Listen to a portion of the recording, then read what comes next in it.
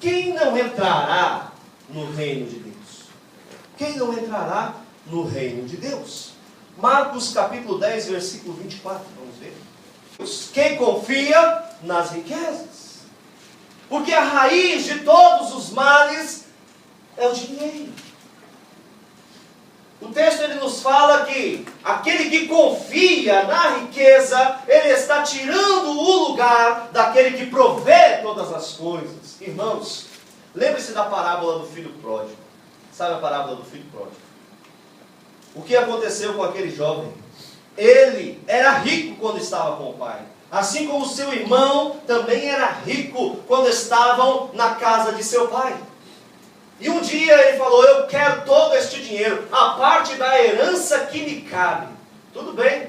Ele saiu da casa do seu pai rico, porque ele tinha muitos bens. Aquele pai tinha tanto que deu metade dos seus bens para o seu filho e ainda continuou rico. Deu metade de tudo e o seu filho foi embora. Só que longe em uma terra distante, ele desperdiçou e gastou tudo que ele tinha. Sabe o que aconteceu, irmãos? Ele saiu de perto da fonte. Qual é a fonte? A fonte que jorra e que não para é a presença de Deus. Enquanto nós estamos na presença de Deus, nós temos abundância de vida e nada nos falta. Não te falta paz, não te falta justiça, não te falta ânimo, não te falta o pão de cada dia, não te falta a provisão necessária para a sua família, não falta nada. Saiu de perto da fonte, perdeu tudo. Perde-se tudo. Nós precisamos perder essa visão do mundo. Os bens em si, eles não são nada. Tudo para nós é a fonte que provê todas as coisas. Aqueles que confiam nas riquezas acabarão como elas, destruídas, desgastadas, corroídas e dispersas. Mas aqueles que confiam no Senhor e permanecem ao lado dele, na fonte, não lhes faltará nada. Aqueles que confiam nas riquezas estarão longe de Deus e não poderão entrar no reino de Deus. Mas bem-aventurados aqueles que estão diante do Pai e que colocam e depositam nele a sua confiança. Quem não entrará no reino de Deus? Mateus capítulo 7, versículo 21 nos diz: os religiosos não entrarão no reino de Deus. Aqueles que proferem ser seguidores de uma religião, de uma filosofia, eles não entrarão no reino de Deus. Aqueles que confiam na sua própria caridade ou em justiça própria, não entrarão no reino de Deus.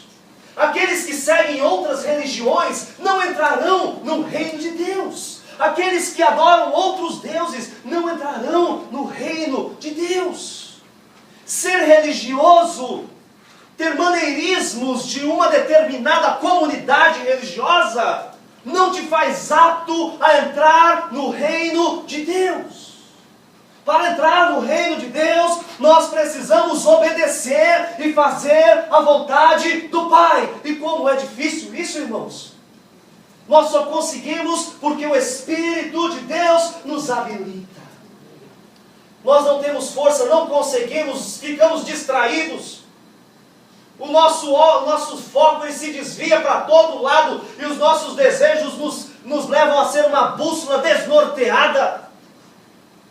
Mas aquele que tem o Espírito Santo consegue arrumar o prumo e saber qual é o seu norte e fazer força, porque é com muita força que nós entramos por esse caminho estreito. Não é fácil, irmãos, obedecer. Não é fácil fazer a vontade de Deus. Não é fácil. Poderíamos até pregar uma confissão positiva, teologia de prosperidade, no qual tudo é fácil, mas no reino de Deus não é fácil. E nós precisamos entender essa verdade para vivermos ela com intensidade e sermos cristãos conscientes. A nossa fé é racional, não é emotiva. Porque aquele que se deixa levar pelas emoções, Deus tocará no coração, não vai alcançar nada. Nós precisamos andar pelo que nós sabemos. O que nós sabemos? que nós somos pecadores, dependentes de Cristo Jesus, e precisamos do seu sangue para sermos perdoados. Nós sabemos que precisamos viver em obediência, nós sabemos que o pecado bate a porta, nós sabemos que precisamos resistir no dia mau, nós sabemos que nós precisamos fugir da aparência do mal, nós sabemos que precisamos obedecer à vontade do Pai. E não é fácil. Não é fácil. Quem não entrará no reino de Deus? 1 Coríntios capítulo 6, versículos 9 e 10 nos diz, toda essa lista de hábitos, toda esta lista, porque você não é isso, irmão. As pessoas, o mundo, o ser humano não é isso não, irmãos. O que está aqui são práticas, porque Deus criou o homem perfeito. Deus criou o homem para ser melhor do que isso. Mas infelizmente o homem escolhe essas coisas, enganados por Satanás, pelas mentiras que prometem que tudo isso será muito bom. Essas características, essas práticas, elas conduzem ao pecado e à morte. Nós somos melhores do que isso. Nós somos melhores do que as práticas pecaminosas. As pessoas que estão aí fora, elas são melhores. Por isso nós precisamos nos compadecer e amá-las, para que Deus possa também ter misericórdia delas e estender-lhes a mão de salvação e elas serem restauradas. Quando enxergamos por essa perspectiva, é muito mais fácil nós amarmos as pessoas, até mesmo na condição em que muitas vezes elas se apresentam. Nós sabemos que todas essas características são conhecidas de vocês. Só uma delas que eu gostaria de entrar aqui para poder esclarecer. O texto ele fala acerca de bêbados. Esse bêbados, no texto original em grego, ele significa intoxicado, né? E aí diz respeito a uso de drogas, uso de álcool e todas as demais substâncias que podem nos levar à dependência química e à morte. Então, nós precisamos nos libertar de tudo isso. O Senhor nos chama para nos libertarmos dessas coisas, porque nós somos melhores do que isso. Tudo mais que diz aqui, maldizente também, irmãos, que usa a língua para difamar, para caluniar, para insultar, essas coisas também nos proíbem a entrada no reino de Deus. Nos proíbem. Precisamos extirpar da nossa vida. Avarento. O que é ser avarento? Avaro significa ter o que pertence aos outros, ou ser ganancioso, cobiçoso, desejar o que os outros têm, e muitas vezes fazer o possível para tirar do outro para si mesmo. Então, avarento também não entrará no reino de Deus. E como essa mensagem é censura livre, você pode ler o texto e descobrir outras verdades aqui dentro dessas práticas. Texto de Apocalipse, capítulo 22, versículo 15. Quem não entrará no reino de Deus? O texto ele fala, mas ficarão de fora os cães, os feiticeiros, os que se prostituem, os homicidas, os idólatras e qualquer que ama e comete a mentira. Dois aqui que são importantes para nós destacarmos, talvez você não entenda. Cães. O que significam os cães? Quer dizer que então os cachorros não vão entrar no reino de Deus, os animais. Não significa isso. Significa, esse daí é um símbolo, né? Cão é aquele que você lava ele de manhã cedo, passa o sabão, você levantou cedo, no seu sábado precioso, com muita coisa para fazer. Seu filho quer ter um cachorrinho, um pet. Eu não dou. Quer ter um cachorrinho em casa, fica fedido. Aí você tem que lavar o cachorro.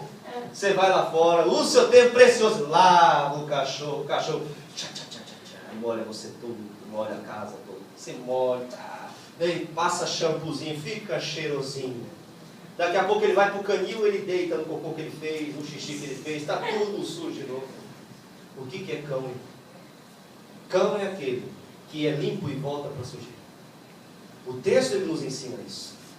Cão é aquele que é limpo pela palavra de Deus, que é limpo pelo Evangelho, que é limpo pelo conhecimento da Escritura, que é limpo pela presença do Espírito Santo, que nos purifica de todos os pecados antigos, mas mesmo assim deseja voltar à sua impureza e fala, era melhor antes. Os cães não vão entrar no reino de Deus. O texto também ele fala, os mágicos, os feiticeiros. Sabe o que é feitiçaria no texto bíblico? Aquele que invoca espíritos. Os kardecistas, os umbandistas, os candomblesistas, os espiritualistas, nova era, não vão entrar no reino de Deus. Não vão entrar. O texto bíblico é claro. Quem não entrará no reino de Deus são essas pessoas que são também adúlteras, que traem o homem e a mulher da sua mocidade. Conhece a verdade, convertido, torna-se muitas vezes um cão. Volta para o passado. Quando se vive dessa forma, irmãos, não há salvação. É necessário que haja perdão de Deus, restauração. A palavra que é pregada é uma palavra não para a morte, mas uma palavra que é para a vida. Por que que esse texto é pregado nos domingos ou nos púlpitos das igrejas? Não é para condenar e dizer, você é uma pessoa condenável e você não vai entrar no reino de Deus. Não significa isso. Mas significa que permanecer nessas práticas sem arrependimento, sem confrontação, olha o processo do perdão, né? É necessário que haja confrontação com reconhecimento, eu pequei.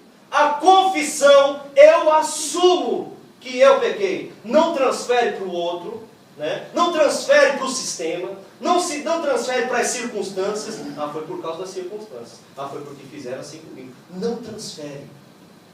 Assume. Confessa. Eu fiz. E se arrepende. Tem gente que não se arrepende dos seus pecados. Arrependimento é importante. Quando eu peco, irmãos, porque todo mundo peca, né? Quando nós pecamos, nós temos que nos arrepender. Nos arrepender.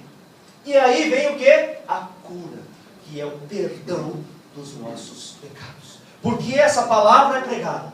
É pregada para trazer